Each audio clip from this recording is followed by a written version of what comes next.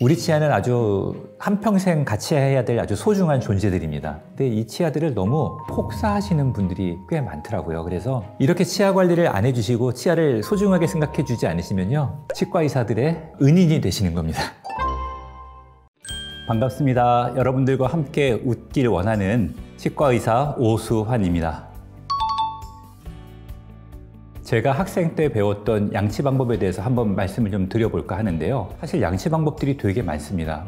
여러 가지 방법들이 있는데 제가 생각하기에 제일 좋은 양치 방법은 꾸준하게 하는 것입니다. 꾸준하다는 거는 지속을 한다는 거고요. 아무리 좋은 방법을 가지고 양치하는 방법을 여러분들이 알게 됐다 하더라도 이거를 꾸준하게 하지 못하면 사실 의미가 없겠죠. 그래서 이거를 계속 지속할 수 있는 양치 방법을 제가 이제 말씀을 드리도록 하겠습니다. 첫 번째는 칫솔을 너무 세게 잡지 않는 겁니다. 그래서 우리가 보통 이를 닦을 때 이를 닦으면서 잘 닦아야겠다는 마음이 앞서신 분들은 칫솔을 세게 잡고 이를 좀 세게 닦는 경향이 있으세요. 근데 치약에는 마모제라는 성분이 들어있기 때문에 칫솔을 세게 잡고 이를 세게 닦으면 치아에 마모가 오기 쉽습니다. 그렇기 때문에 이를 닦으면서 내 치아를 보호하길 원하신다면 칫솔을 좀 가볍게 잡고 가능한 이렇게 부드러운 방식으로 치아를 닦아주는 게 좋고요. 치아를 닦을 때는 치아에 씹는 면과 그리고 바깥면, 혀가 있는 안쪽 면들을 3면을 다 닦아주신다고 생각하시면 좋고요. 또 치아와 치아 사이의 인접면이라고 우리가 얘기하는 그 사이사이는 치간 칫솔이나 혹은 치실 등을 이용해서 닦아주는 게 좋습니다. 보통 하실 때 한 2분 정도는 하신다고 좀 충분히 시간을 들여서 이를 닦아주셔야 되고요. 이걸 막 빠르게 푹 하고 헹구고 마시면 안 닦이는 부분들이 많아서 안 닦이는 부분들은 계속 안 닦이게 됩니다. 그러니까 가능한 한 시간을 충분히 투자하셔서 꼼꼼하게 닦아주시고요. 그리고 치아를 닦고 난 다음에 꼭 빠뜨리지 않아야 될 또 중요한 부분이 치아와 잇몸 사이의 틈새입니다. 치아하고 잇몸 사이의 경계 부위에는 치은 열구라고 하는 틈이 있는데요.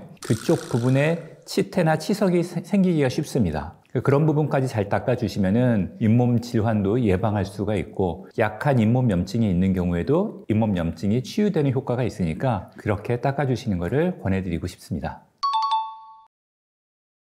저는 양치를 할 때 하루에 한 3번 정도는 꼭 하려고 하고 있고요. 외출할 때도 칫솔을 휴대하면서 가능한 한 칫솔질을 할 수 있는 상황이 되면 이를 닦으려고 하고 있고, 그리고 양치를 하고 나서는요, 혀로 제 치아들의 겉표면을 이렇게 쭉 한번 이렇게 훑어봅니다. 그래서 이렇게 좀 뭔가 매끄럽지 않은 표면 같은 것들이 느껴지면 이제 그런 부분들은 조금 더 꼼꼼하게 양치를 하고요. 치아를 닦으실 때는 가능한 한 이렇게 가로로 닦는 거는 그렇게 추천드리지 않습니다. 가로로 닦으면 빨리 닦을 수 있는 이런 느낌은 있지만 잘 안 닦여지는 게 있어요. 구석구석. 양치의 목적은 구석구석 쌓여있는 음식물 찌꺼기들을 제거하는 거니까 가능한 한 이렇게 위에서 아래로 치아의 결을 따라서 닦아주시는 것을 추천드리고요. 꼭 씹는 면도 닦아주셔야 됩니다. 치약의 양은 크게 상관없습니다. 치약은 콩알만큼 사용하는 것을 저는 추천드려요. 치약은 과도하게 많이 쓰실 필요가 없고요. 또 물을 굳이 묻히실 필요도 없어요. 콩알만큼. 더 작게 짜셔도 크게 상관없습니다. 치약이 중요한 게 아니라 물리적으로 솔질이 중요해요.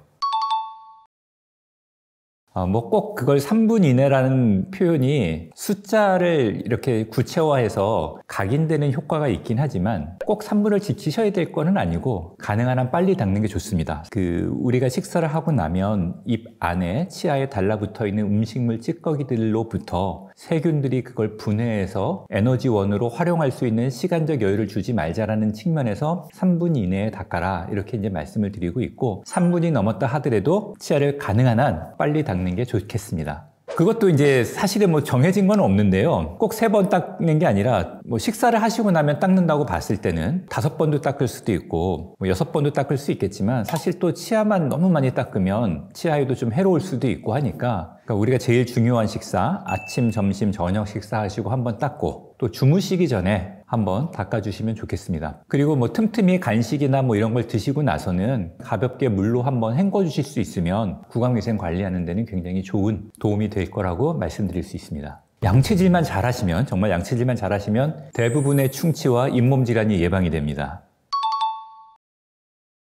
우선 칫솔을 고를 때는 저는 환자분들한테 너무 뻣뻣한 모는 좀 추천드리질 않습니다. 가능한 한 좀 이렇게 부드럽거나 아니면 중간 단계의 모를 선택하라고 말씀을 드리고요. 너무 뻣뻣한 모를 선택했을 때는 이제 음식물 찌꺼기라든가 치태 등을 제거하는 거는 좀 용이하지만 아무래도 치아가 마모될 수 있는 가능성들이 좀 높습니다. 너무 뻣뻣한 모는 좀 피하시는 걸 제가 추천을 드리고요.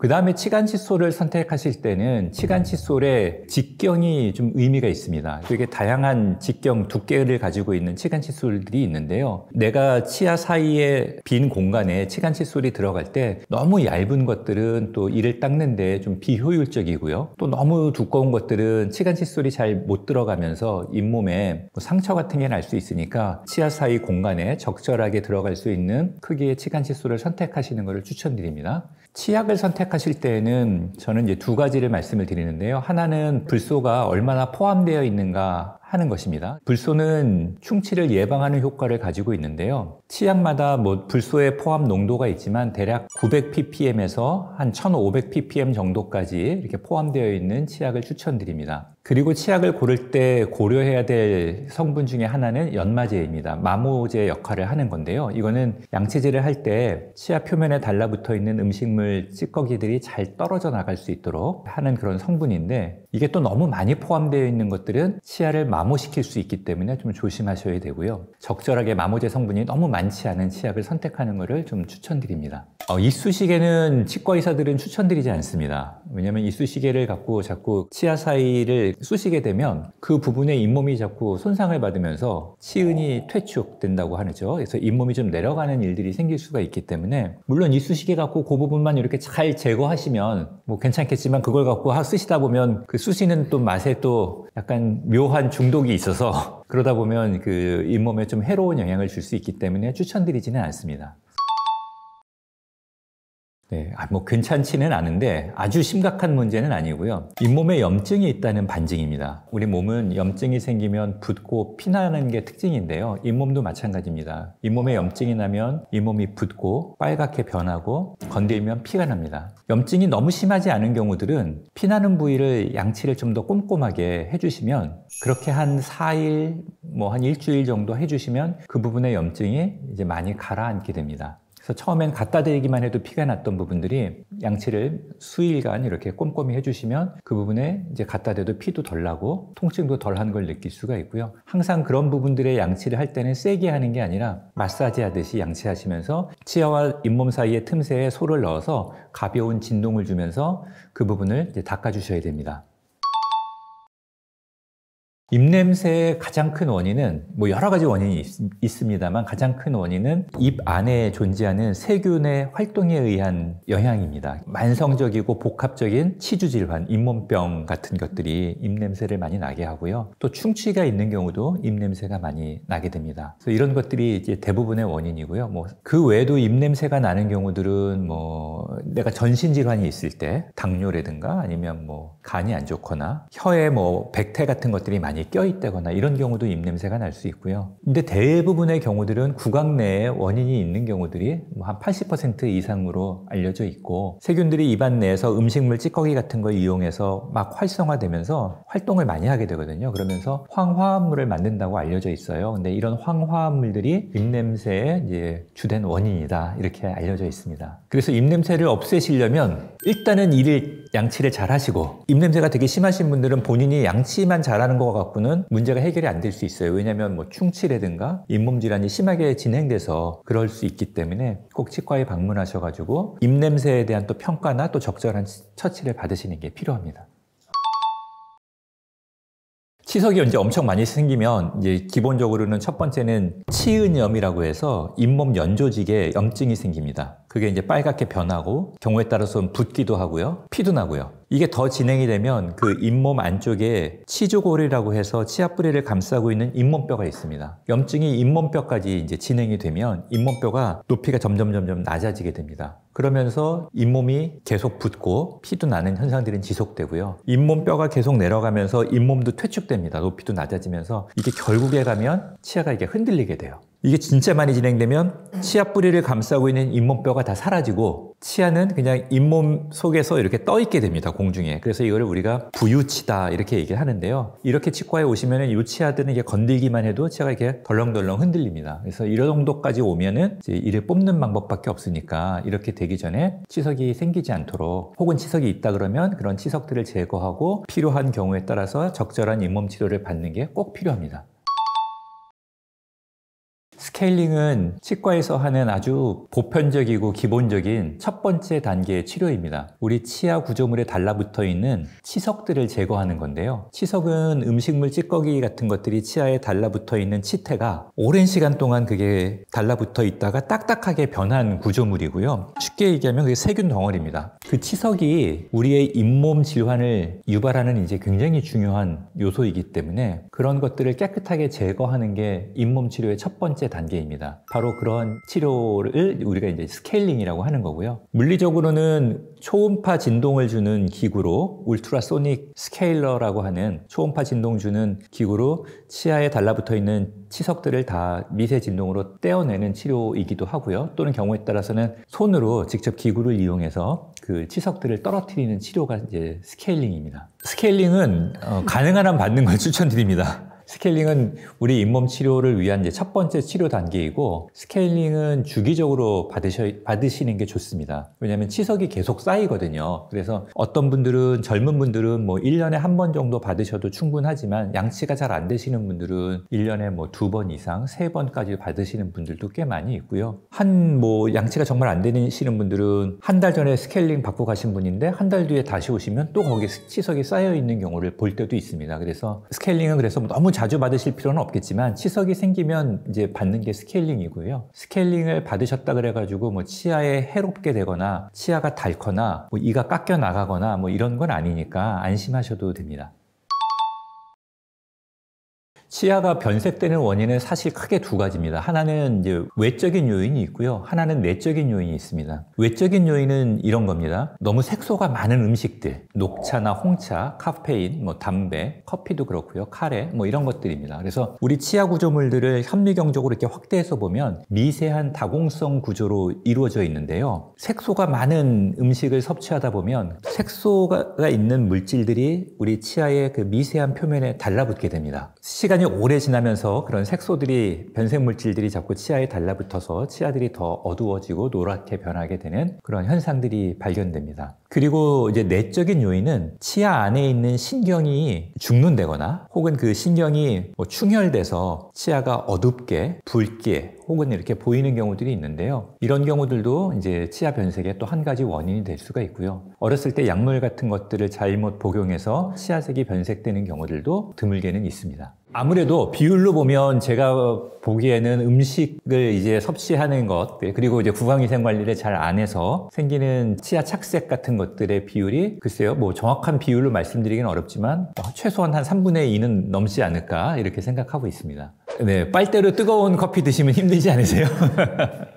그래서 빨대로 커피를 드시는 것도 물론 괜찮은데, 근데 커피 편안하게 드시고, 저는 드시고 나면 화장실 가신 김에 손도 씻으면서 가볍게 물로 한번 입 헹구시는 거 추천드립니다.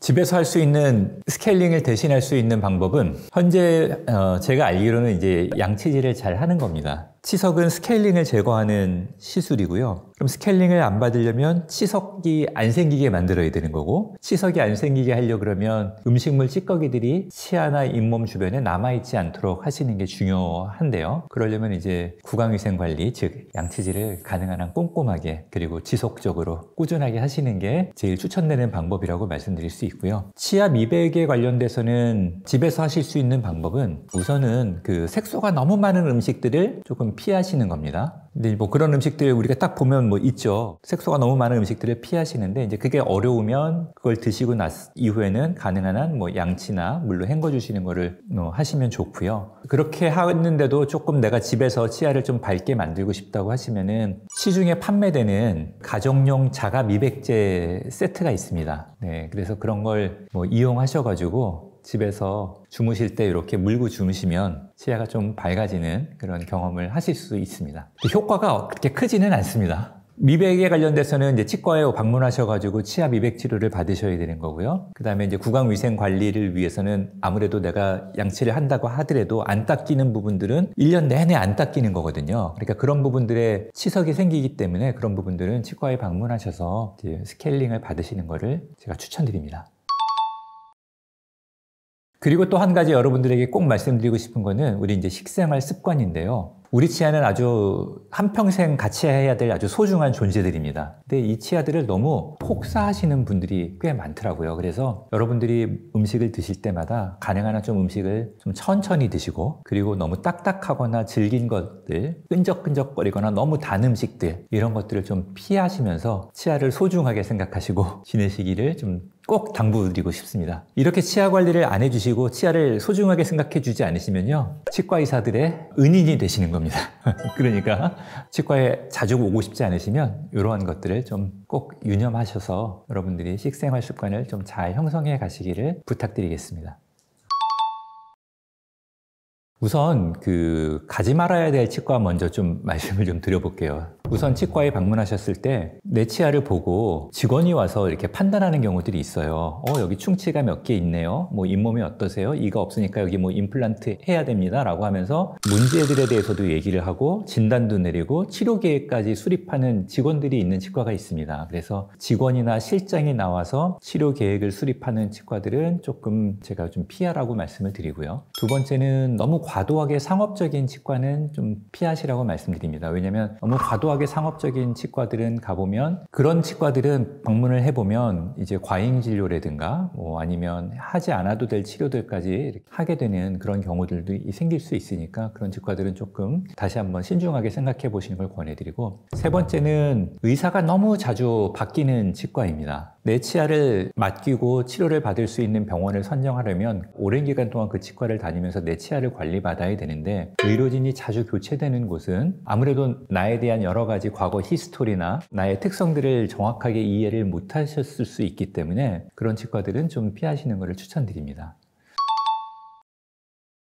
반면에 이런 치과가 좋다라고 말씀드릴 수 있는 치과들은 이런 겁니다. 내가 치과에 딱 갔는데 접수를 바로 하고 데스크에 딱 들어갔더니 원장님이나 직접 치과 의사 선생님이 직접 와서 내 치아를 검사하고 그거에 대해서 충분히 설명을 해주는 치과, 이후에 엑스레이나 뭐 여러 가지 검사를 한 그 결과를 바탕으로 그 원장님이나 치과 의사분께서 직접 치료 계획을 수립하고 직접 치료를 진행해주는 그런 치과는 더 좋다, 이렇게 말씀을 드릴 수가 있고요. 그리고 또 한 가지는 이제 그런 치과 의료진과 좀 의사소통이 잘 되는 치과입니다. 내가 뭔가 불편한 점이 생길 수도 있고 아니면 뭐 내가 희망하는 어떤 것들이 있을 수 있는데 그런 이야기들을 좀 쉽게 할 수 있어야 되는데 잘 받아줄 수 있는 그런 병원을 저는 좀 추천드리고 싶고요. 그리고 세 번째는 이제 가능한 한 좀 업력이 그래도 오래된 곳입니다. 좀 검증된 곳. 한 동네에서 그래도 꽤 오랜 기간 동안 자리를 지키고 동네 주민들의 신뢰를 받으면서 치과 운영을 해오는 곳들, 그런 곳들이라면 여러분들께서 충분히 믿고 가셔서 진료를 받으셔도 만족하실 수 있을 거라고 생각합니다. 꼭 한 가지만 말씀드려야 된다고 하면 역시 귀찮아도 치아를 잘 닦는 겁니다. 이를 잘 닦자.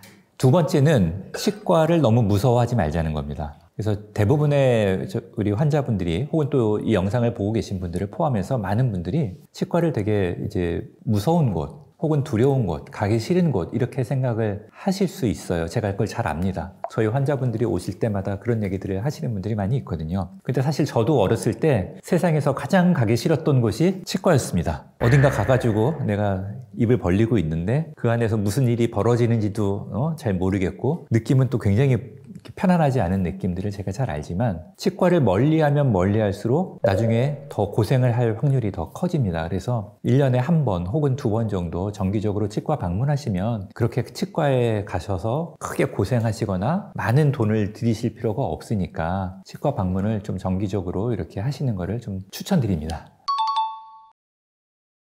네, 제가 개업한 지가 이제 거의 18년 정도 가까이 돼 가는데요. 그동안 진짜 많은 환자분들을 제가 이렇게 인연이 돼서 치료도 해오고 또 그분들의 인생에 나름대로 영향을 미쳤다고 생각을 하는데요. 항상 환자들을 볼 때마다 치아나 혹은 구강을 넘어서서 이분의 인생에 어떻게 좀 도움이 될 수 있을까라는 생각을 가지고 치료에 임하고 있습니다. 치과 의사들은 사실 되게 그 좁은 영역에서 전문성을 가지고 있는 사람들인데요. 그러다 보니까 치아나 아니면 그 작은 어떤 구조물들에 집중해서 상황들을 보고 문제들을 해결하려고 애를 쓰는데, 사실 이 치아를 가지고 살아가셔야 될 분들은 이 치아가 주체가 아니라 이제 환자분이잖아요. 그러다 보니까 이분이 이 이후에 어떤 삶을 살아가시게 될지, 또 어떤 형편이고 어떤 상황일지 같은 것들이 많이 생각하게 되더라고요. 그래서 단순히 치아를 넘어서 이분의 좀 인생에 좀 도움이 될 수 있는 방향의 접근은 어떤 것일까라는 측면에서 좀 고민을 하면서 치료에 임하고 있습니다.